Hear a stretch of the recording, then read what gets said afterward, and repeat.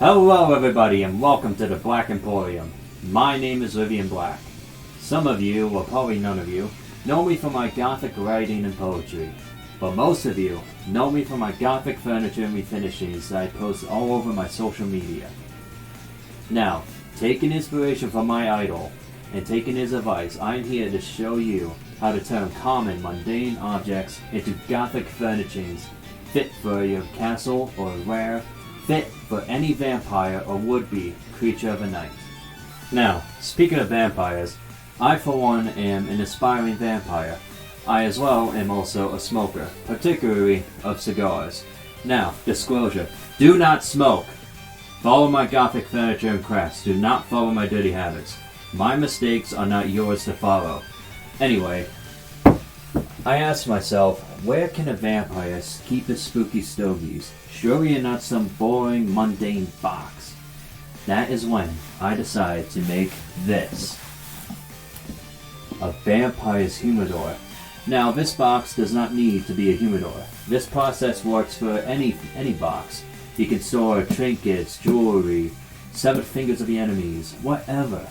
Now, come with me and I'll show you how to turn a boring Monday box into a Gothic, box for any vampire and would-be creature of the night. Now follow me. Now, the first thing I did was grab my old, dusty, brown, boring humidor. This was my first box I ever used to store my stogies, as well as try and infuse my cigars with wine. It still has that faint, perfect dark smell. Now, after I got a nicer black humidor, I wondered, how can I still use this humidor and give it a nice, gothic, macabre makeover? Of course, the first thing that needed to be done was sanding off the cherry varnish and wood. Sadly, I found out this isn't a solid wood but more of a cheap plywood. But oh well, you get what you pay for. And I apologize as I lost the footage of me sanding when I switched phones. It must be somewhere out in the void, I have no idea.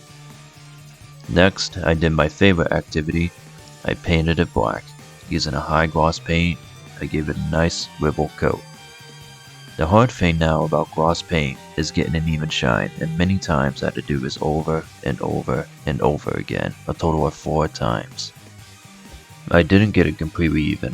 I guess I'm not as good as I thought when it comes to painting, so what I did after is taping off the inside of a humidor. I used a spray acrylic clear to give the box an even and slick finish. I taped off the inside of the humidor so no particles of acrylic stick to the cedar. It is important to keep the inside of a humidor clean of any foreign materials. Unfortunately, I had to sand off the varnish and paint, as my acrylic was frozen during winter and it looked terrible on the box. Now that the painting was done, I searched online for ornate corner brackets or decorative box corners. Now, usually you would see the same plastic patterns, usually found on sites such as Amazon or Wish.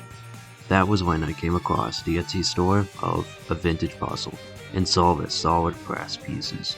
This was a perfect corner for my box. I usually love to use either wood or metal. Plastic usually just looks cheap to me. Also, please go and support small businesses like them. Link will be down below. My next item I needed was a nameplate, in which to show which vampire this box belonged to. The trouble now is most metal nameplates or plaques you see are simple and not ornate in any way, and they cost way over my budget. I thought it was hopeless, until I discovered this store. On Etsy, by chance, I came across SmallsMinniMall, where they create miniature items for doll houses. This store is where I discovered you can get cute tiny little signs that are both adorable and quite ornate. They were perfect for my humidor. Although these are wooden, I have a process in which to turn wood or cheap plastic and make it turn into silver or pewter metal, but that will come later on in the episode. Please go support them down below.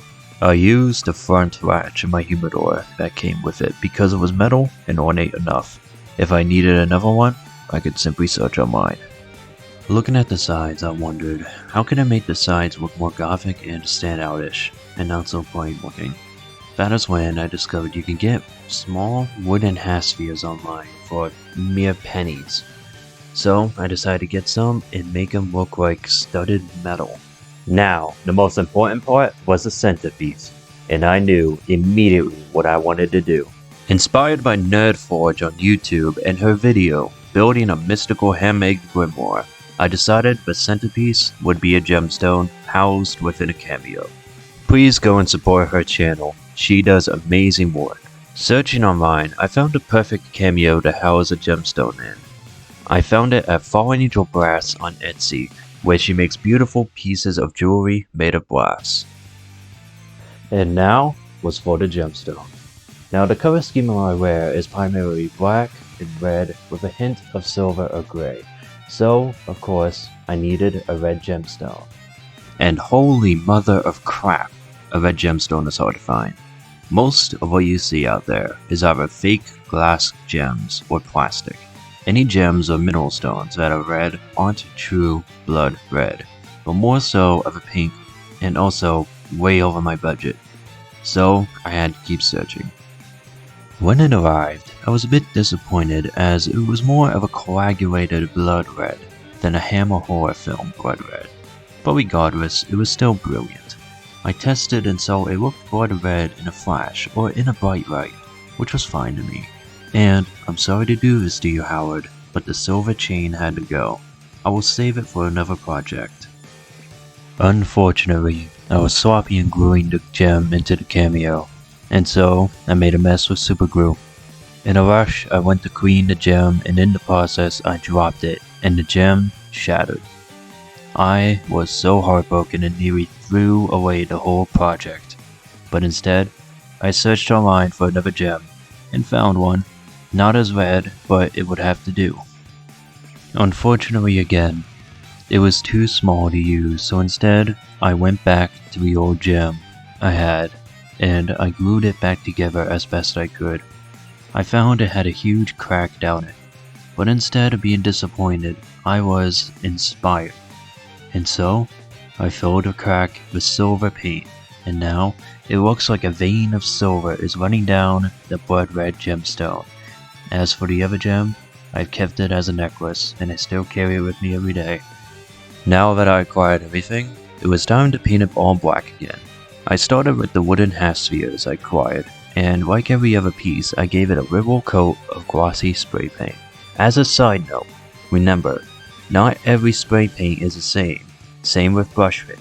Remember to do your research and find out what works best for you.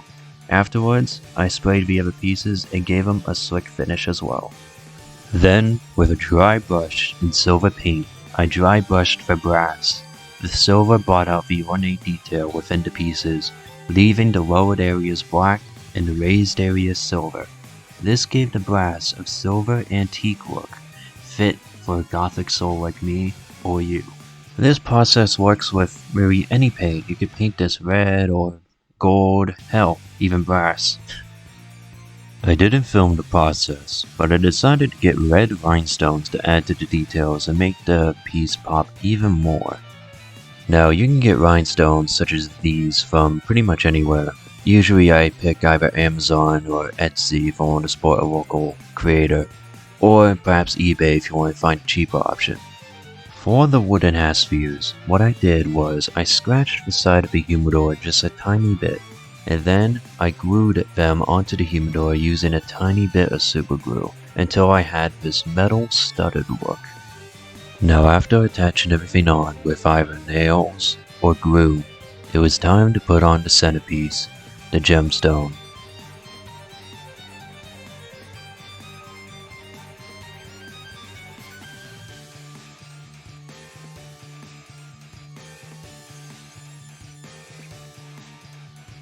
Now as a final personal piece to me, what spooky humidor isn't complete without some spooky stogies? Thank you all for watching. I hope you found this video both entertaining and informative. Please be sure to follow those I've either mentioned in the video or linked down below. Now, this project was one of the most difficult projects I've ever done. With every step I've ever had a setback or some form of difficulty. If it wasn't for my Gothic friends and those who've liked my work, then I would have never been pushed through and made this beautiful Gothic humidor.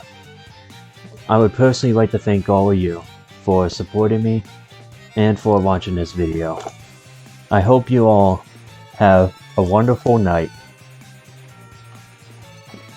Stay spooky, my friends.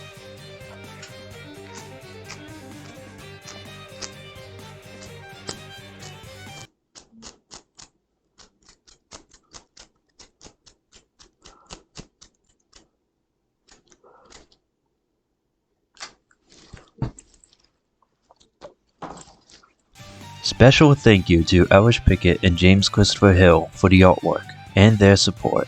Please check out their socials in the link down below. They make amazing art and deserve more praise than I can give. Special thank you to Aurelio Voltaire for inspiring me to make this video and future ones like them. Hope you all have a wonderful night.